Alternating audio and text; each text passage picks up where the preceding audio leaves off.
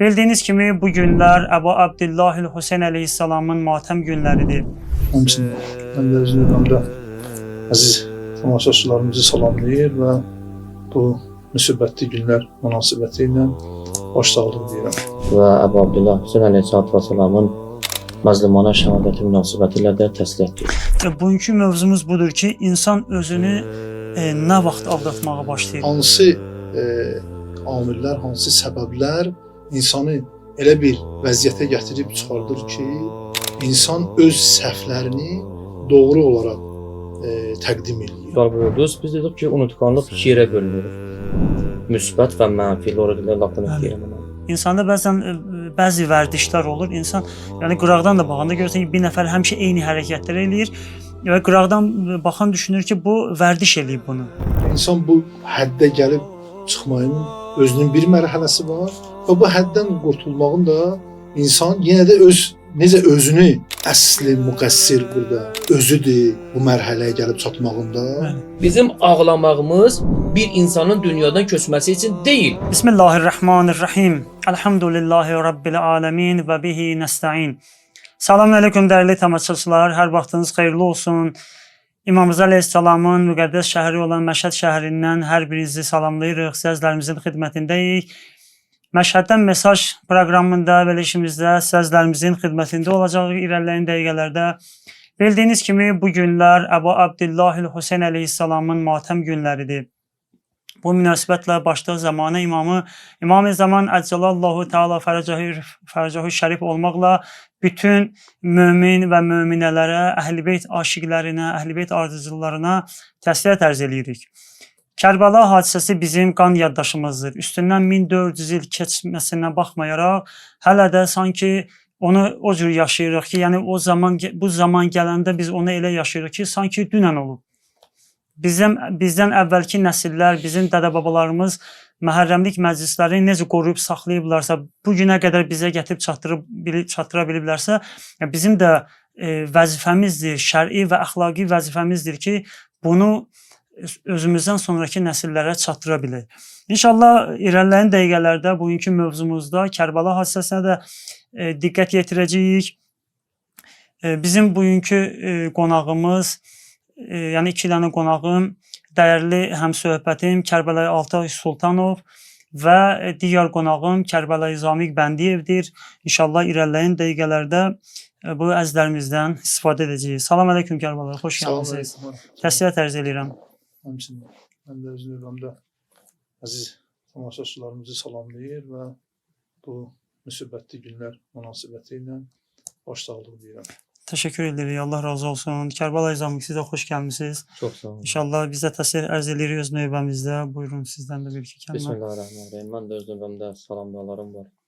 İmam Rza əleyhissalam əzəmətli və əziz məhzərindən bütün tamaşaçılarımıza və Əbu Abdillah Hüseyn əleyhissalatu vesselamın məzlumana şəhadəti münasibətilə də təsliyyət edir. Təşəkkür edirik, Allah razı olsun. Bəli, dəyərli tamaşaçılar, bizim bugünkü mövzumuz budur ki, insan özünü nə vaxt aldatmağa başlayır? İnsan bəzi hərəkətlər eləyir, bəzi sözlər deyir, amma o sözləri bir müddətdən sonra unudur və başlayır özünü aldatmağa. Bəzən elə bilir ki, düz deyir, işi düzdür, amma əslində belə deyək, pərdə arxasından xəbərsizdir ki, özünü aldadır. İlk sualımı istəyirəm Kərbəlayı Altay qardaşımıza verək ki, görəsən insan özünü niyə aldadır? Bismillahirrahmanirrahim. Bu mövzu insan özünü niyə aldadır? Geniş bir mövzudur və insanların həyatında mühüm bir əhəmiyyət kəsb edir bu mövzu. Bu mövzuya diqqət eləməklə insan özünü bir növ yanlışlıqdan qurtarmaq üçün gərək hər insan özünə çarə eləyə bilməsə, hətta peyğəmbərlər belə insana çarə eləyə bilməz.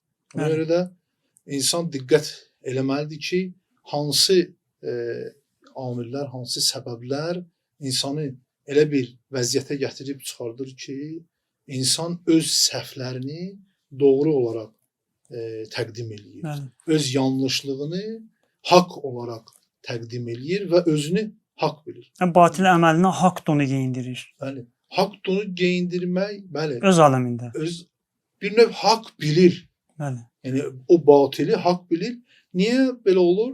Həm insanın düşüncə mərhələsində insan vəhmə və xəyala düçar olur bu mərhələdə. Həm əməl mərhələsinə gələndə də şəhvətə və qəzəbə belə deyək itaat edir. Bəli. Yəni insanın belə bir növ hədəfi Allaha yetişmək, haqqa yetişmək ki, haqq elə özü Allahdır və kimlərdən itaat eləməlidir, onu bilmək əvəzinə insan öz nəfsi olur hədəf. Həm düşüncə mərhələsində öz nəfsi hədəf olur, həm əməl mərhələsində öz nəfsi əməl olur. Yəni Quran ayəsi də mübarək Bəqərə surəsində 11-ci ayədə buyurur ki: "Və izə qilə ləhum la tufsidu fil ərz qalu innəma nəhnu muslihun." Yəni onlara deyiləndə ki, hər kim olsun, istər Quran bu mesaj Quran vasitəsilə çatsın bəndəyə, istər peyğəmbər və imamlar vasitəsindən, istər mömin, Allahın mömin bəndəsi vasitəsindən bu insana çatanda ki, deyir, fəsad eləmə yer üzündə, çünki Quranın özünün bir meyarı var və bu meyara əsasən peyğəmbər də əmr və nəhy eləyir və möminlər də həmçinin əmr və nəhy Allahın əmrinə, peyğəmbərin əmrinə əsasən əmr nəhy. Bu insan qayıdıb deyir ki, qalu innəma nəhnu muslihun. Deyir ki, əgər islah eləyən varsa, salih iş görən varsa, o da yalnız bizlərik. Bəli. Yəni özlərini digərlərindən fərqli olaraq yalnız özlərini salih iş görən bilirlər. Özlərini, indi burada salih məsələsi fəsadla islahı gətirirlər. Fəsad, yəni həm bir növ mühiti xarab etmək mənasındadır. Yəni həm zəmanəni korlamaq, həm zəminəni korlamaq deməkdir. Yəni Allah Taala peyğəmbəri göndərmək vasitəsilə münasib bir mühit yaradır bəndəsi üçün ki, bu mühitdə insan o Allahın onun üçün təyin elədiyi kəmala doğru hərəkət eləsin. Bu insanlar gəlirlər neyirlər? Həmin mühiti Fəsadla bəli, doldururlar. fəsadla doldururlar və insanları yanlış tərəfə yönəldirlər. Yəni bir növ Allaha tərəf hərəkət eləyən, yəni peyğəmbərin vasitəsindən, imamların vasitəsindən, salih insanların vasitəsilə Allaha tərəf hərəkətdə olan insanları əksinə döndərib Allaha düşmən, Allahın əmrinə tabe olmayan, azdırmağa doğru yönləndirilir. Və Kərbəla hadisəsində də eynilə belə bir səhnədir, biz görürük. Və bu mufsidlər, bu fəsad törədənlər insanı öz əsarətində saxlamaq üçün hansı proqramı yerinə yetirməlidirlər, onları da yaxşı bilirlər. Yəni burada bizim söhbətimizin mehvəri aldananlardandır. Amma onlar ki doğrudan da cuhd eləyirlər. Yəni özləri bilə-bilə Allahın əmri ilə, özləri bilə-bilə peyğəmbərin sünnəti ilə mübarizə aparırlar. Onların söhbəti ayrı bir məsələdir. Amma bunlara aldananlar və bunların bir növ toruna düşənlər biz görürük ki, onların izahına əsasən, onların bir növ təbliğinə əsasən bunlar da onlara haqq bilir və onların tərəfini saxlamağı da özlərinə haqq qazandırırlar. Belə insanlar nə edirlər? Öz həm dünyasını əldən verirlər, həm axirətini. Və biz Kərbəla hadisəsində də görürük ki, müxtəlif səbəblər var bu insanların bu hala düşməyində. İndi biz bir növ insanın öz nəfsinə diqqət eləməməyi, insanın öz eybindən xəbərdar olmamağı, insanın doğrudan da öz həyatı üçün, öz seçdiyi yolu üçün hansı meyarlara meyarlarla özünü ölçməlidir. Ona diqqət eləməməyinə görə gəlib bu hala yetişir. Bəli, təşəkkür edirəm. Allah razı olsun. Gözəl nöqtələrə toxundun. İnşallah biz Kərbəla hadisəsinə irəliləyən dəqiqələrdə yenə toxunacağıq. İstəyərdim bir sualı Kərbəla İzami qardaşa verək ki, biz niyə özümüzə verdiyimiz sözləri unuduruq? Yəni insan insan yəni ərəb sözüdür, unutqan deməkdir. Doğrudur ki, insan unudur, amma insana xatırladan bəzi amillər var. Nəyə görə insan bu amillərə diqqət etmədən özünə verdiyi sözləri unudur? Çox sağ olun. Bismillahirrahmanirrahim. Elhamdülillahi Rabbil alemin. Allahümme salli ala Muhammed ve ala Muhammed ve accil faracan. Çox gözəl sual buyurdunuz. Biz dedik ki, unutqanlıq iki yerə bölünür. Müsbət və mənfi. Doğru dilə lakonik deyirəm ona. Müsbət budur ki, məsələn, insanın hər bir övladın atası, anası və yaxud da ki, ata-anaya müsibət baş verir, övladları şəhid olur, dünyadan keçir. Bir müddətdən sonra görsən unutqanlıq üzündən Allah bunu qorumaq üçün buna bir dənə nemət verir o unutqanlığı. Bu unutqanlıq müsbət unutqanlıqdır. Biz ustadlarımız, əxlaq ustadları deyir ki, əgər bu unutqanlıq olmasaydı, yer üzündə bir nəfər Allaha ibadət edən tapılmazdı. Təsəvvür edin. Yəni bu unutqanlıq müsbətdir. Amma o unutqanlıq ki, mənfidir. Mənfinin də tərifin belə deyiblər. O unutqanlıq ki, insanı özündən ayırar. Çünki Həzrət Əmir əl-Müminin Əli ibn Əbu Talib əleyhissalam belə buyurublar ki, "Mən ərəfə nəfsə və ərəfə rəbbə." Hər kəs özünü tanısa, Allah da tanınmış və tapmış olur. Deməli, əgər bir kəs özünü aldatsa, əslində məsələn namaz qılmalıdır, ibadət etməlidir və yaxud da ki, əmanətə sahib çıxmalıdır, eləmir. Namaz qılmaq üçün yox, bu gün yox, sabah eləyərəm, birisi gün eləyərəm, o cür hələ mən qocalaram. Budur, pillə-pillə, etap-etap bu özün aldadır. Bu aldatmalıq nəinki o Allah aldadır, əslində o özünü aldadır. Bu cür aldatmaqlığa və aldanmaqlığa mənfi aldanmaq deyilir və bunun qiyamətdə aqibəti doğrudan da xeyrə calanmayacaq. Yəni bunu gərək bu sorğu-sualına cavab versin və cavab da verə bilməyəcək. Niyə? Çünki biz dedik ki, bizim qiyamətimizin ümumiyyətlə ilkin sualları, Lorellə deyək də, ilkin sualları qəbirdən başlayacaq da. Qəbirdən başlayacaq. İlkin sual da qəbirdə təxminən belə onun sualların başında sənin namazın varmı və ya sən ibadət eləyirdinmi? Qısa deyəm də. Yəni gətirmisən? Aferin, nə gətirmisən? Bundan başlayacaq. Bax görürsüz, aldanmağın acılığını ilk elə orada dadacaq. Sonra mübarək Qurani-Kərimin ayələrinə əsasən insan öz başına çırpacaq da orada da onun üçün də heç bir şərait yaradılmayacaq ki, geri qayıtsın. Bəs ona artıq cavab verilib Qurani-Kərimdə. Bəs deməli, əgər insan özünü belə deyək, şərtli şəkildə, əlbəttə şərtli şəkildə də insan bilərəkdən özünü aldadır da və yaxud da ki, əgər insan bilməyərəkdən bir işə belə deyək, bu işə girişirsə və o işə həyata keçirirsə, Allah Qurani-Kərimdə ona xəta deyir. Ona günah demir. Bu xətadan insan ayılanda tövbə eləsə Allah qəbul edir. Çünki bizim xətamızdır bu. Hamının xətası var da, məsumlardan başqa. Bu cür xətalarla, yəni səhvlərlə özünü aldatmaqlıq ayrılır. Niyə? Çünki bu insan ayrılır, artıq Qurani-Kərimdə ona göstərir ki, sən nəsuh tövbəsi elə. Yəni daha bir də qayıtmayacaqsan bu işə. Bu da ailəndən sonra ilahi bağışla, mən bu işdə eləməyəcəm. Bu yerdə qalan nə qədər bəhanə varsa, hamısı birdən ta 100-ə qədər hamısı özünü aldatmalıq və mənfidir. Bəs bunun aqibəti heç də xoşa gəlməz deyil. Bəs deməli, necə ki Həzrət Əmir əl-Müminin ki mən bayaq qeyd elədim, Həzrət çox gözəl buyurur. Yəni doğrudan da bizim məsumlarımız başda Həzrət Rəsul Əkrəm sallallahu aleyhi və səlləm olmalı. Tamamilə 14 məsum əleyhissalam ki biz müsəlmanlar Həzrətləri qəbul edirik. Əslən 124 min dənə peyğəmbərlərin hamısı bir amala gəlib.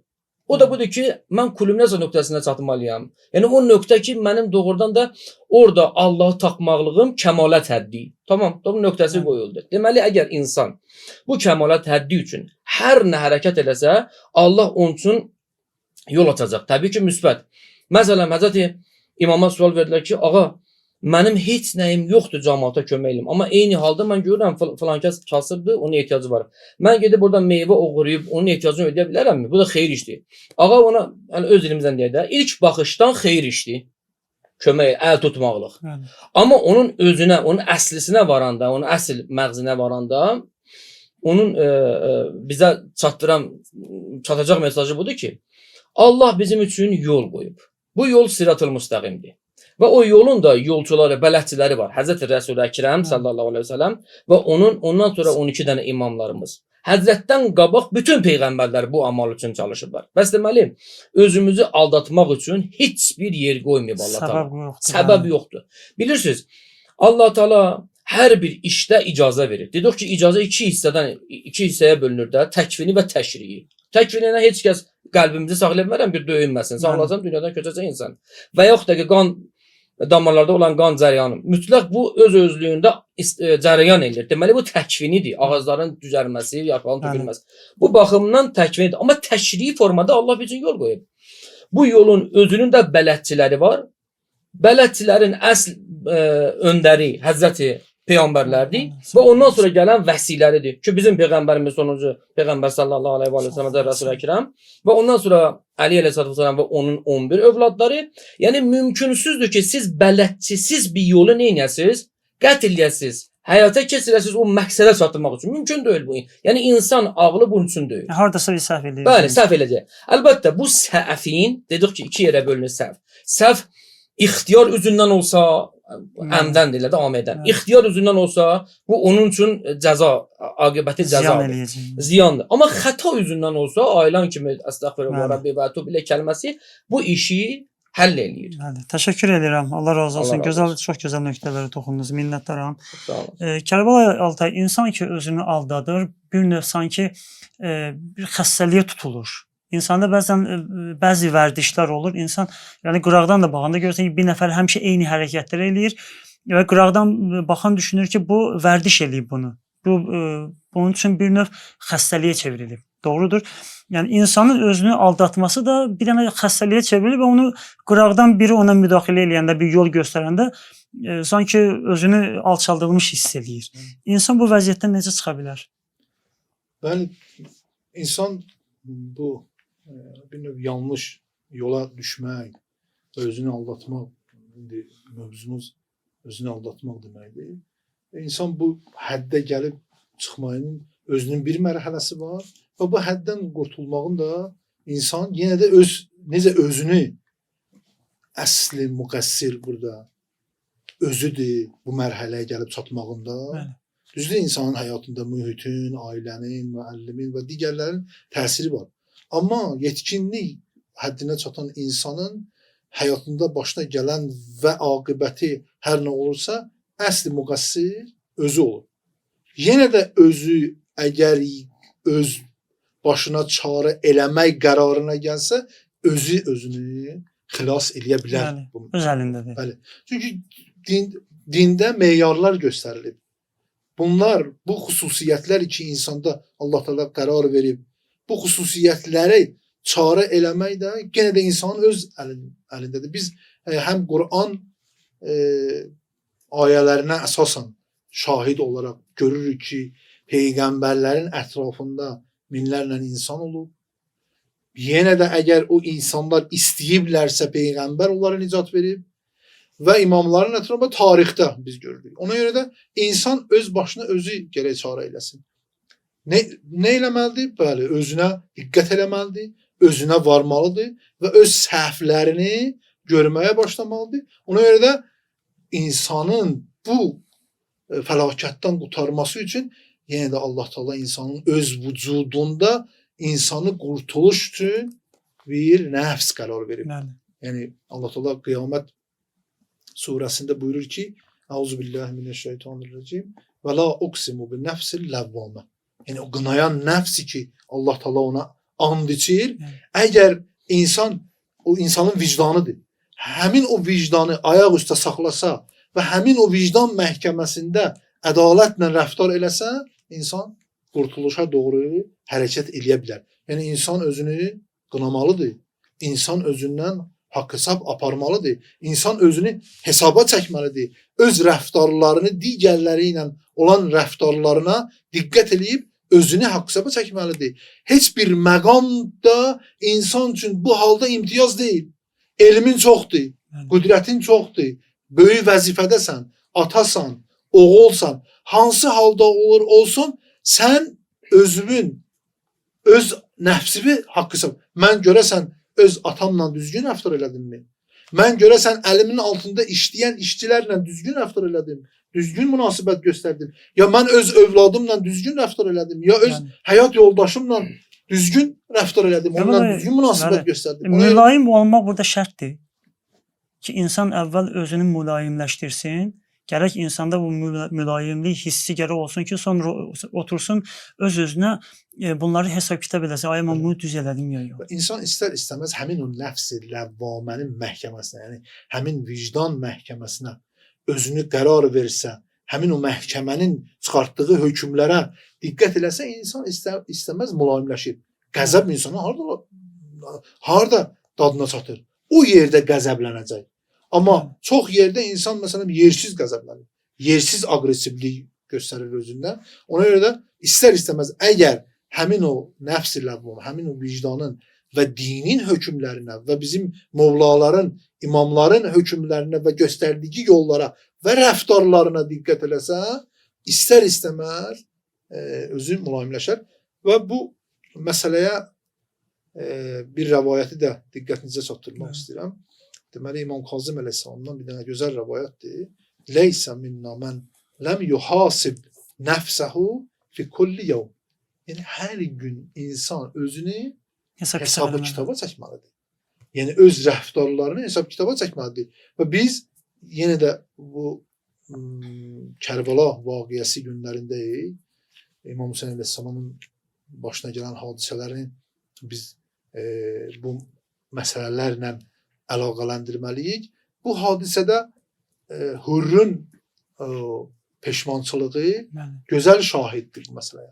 Yəni Hur vəzifəli bir şəxs kimi, yəni Yezidin ordusunun generalı kimi və bu generala qəşəng hüquq verirdilər, qəşəng məqamı vardı, qəşəng belə deyək vəziyyətdə idi maddi dünya baxışı ilə baxanda, amma o öz nəfsini başladı məhkum eləməyə.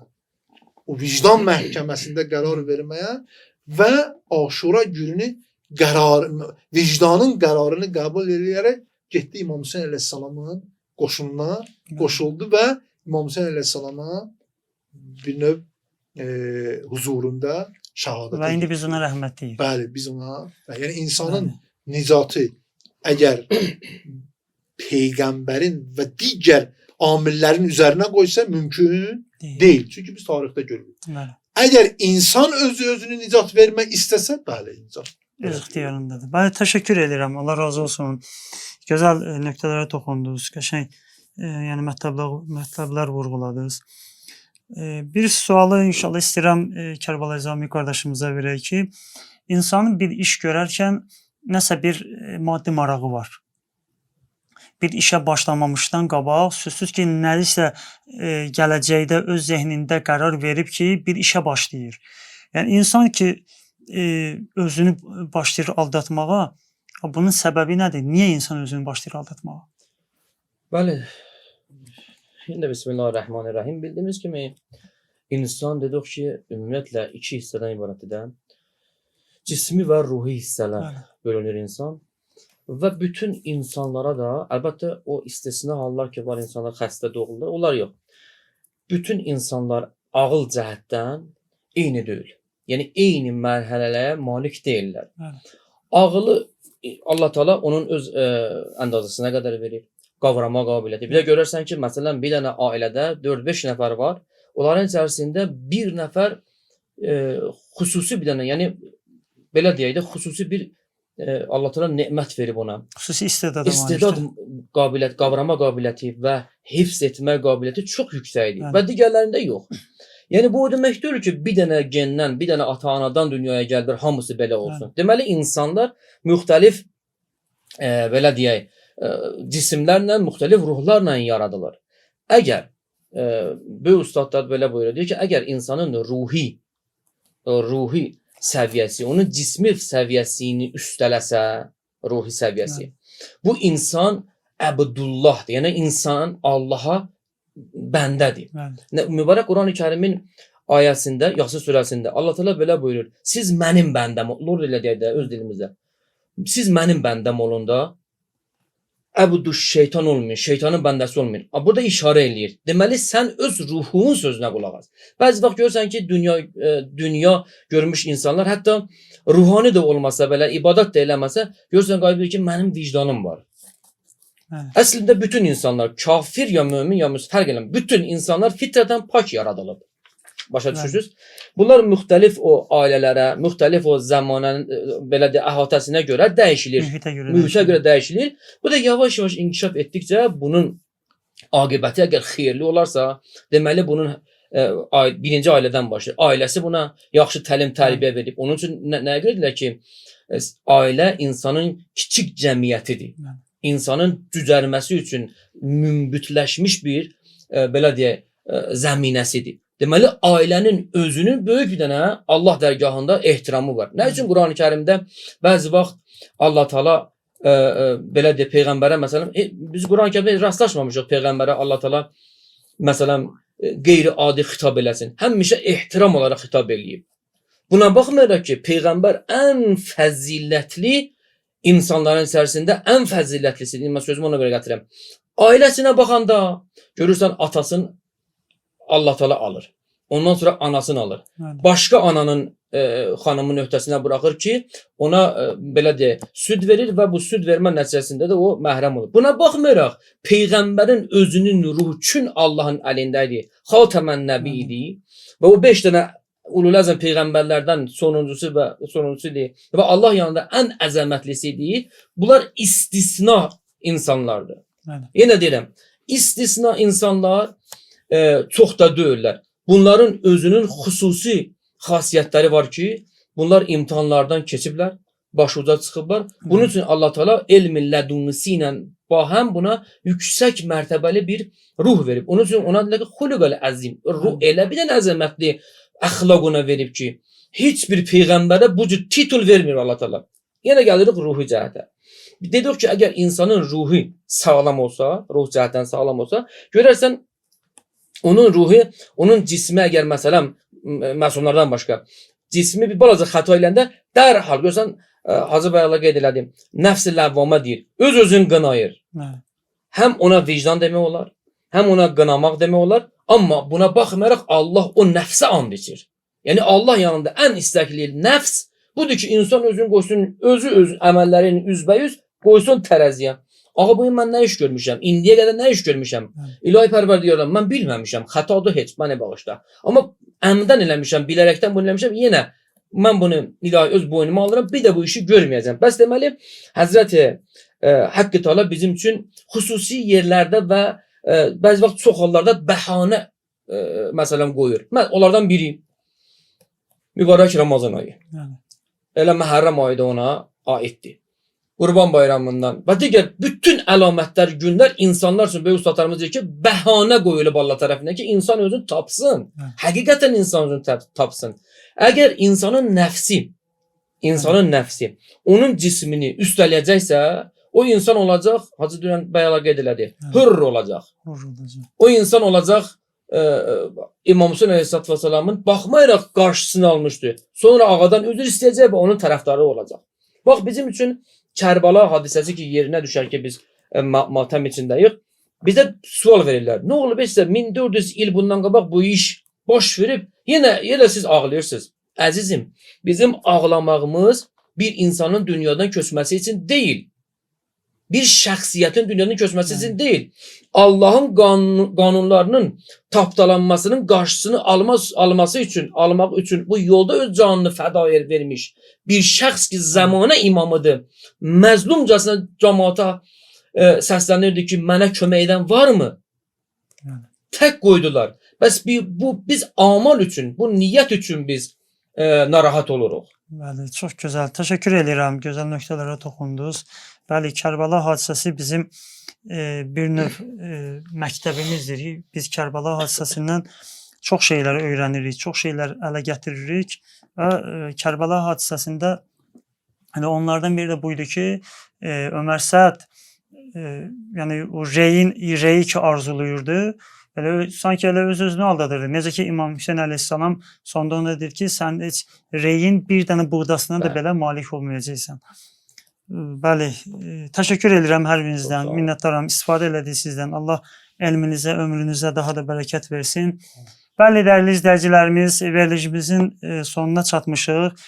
Sonda bir şey qeyd eləmək istəyirəm ki, insan hər nə eləyir, özünə eləyir. İstər özünü aldatsın, istər ruhunun vasitəsilə. Çünki insanın ruhu ilahi bir hissəsidir onun bədəninin. Bu ruhu insan edə bilər Allaha doğru düzgün şəkildə təslim versin. Yəni öz əlindədir. Edə də bilər bu ruhu heyvandan da aşağı səviyyəyə salıb Allahın huzuruna çıxartsın. Matəm günlərində biz çalışaq ki, İmam Hüseyn əleyhissalamın həyatından, Kərbala hadisəsindən öz ətrafımızdakılara və yaxud əgər məclislər qurulursa gedib o məclislərdə iştirak edək və Kərbala hadisəsindən nələrisə öyrənək, ələ gətirək. Bugünkü proqramımız buraya qədər. Sizləri Allaha tapşırırıq. Qismət olsa növbəti verilişimizdə sözlərimizin xidmətində olarıq. Sağ olun, Allaha əmanət olun.